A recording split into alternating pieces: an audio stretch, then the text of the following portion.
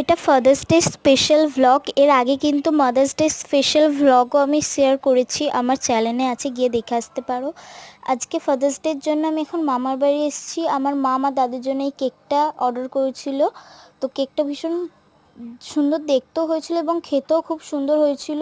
আর তোমরা যদি এরকম কেক চাও তাহলে অর্ডার করতে পারো, স্ক্রিনে আমি নাম্বারটা ট্যাগ করে দিয়েছি। আমি তারপর কেকটা খাচ্ছিলাম, আমার ভাই একটু কাটার চেষ্টা করছিল, তারপর আমি বাড়িতে চলে এসেছি। আমার পাপার জন্য আমি এখানে একটা বেন্টো কেক নিয়ে এসেছিলাম, কেমন হয়েছে দেখতে অবশ্যই জানাবে। তারপর এখানে আমি বাটা বুটিতে চলে এসেছি, একটু গরম মশলা বাটছিলাম। এত আয়োজন হচ্ছে কারণ আজকে দশহরা স্পেশাল আমাদের বাড়িতে হচ্ছে মাটন, আর আমি মাটন খাই না বলে চিকেন হচ্ছিল, আমার পাপা করছিল সেটা।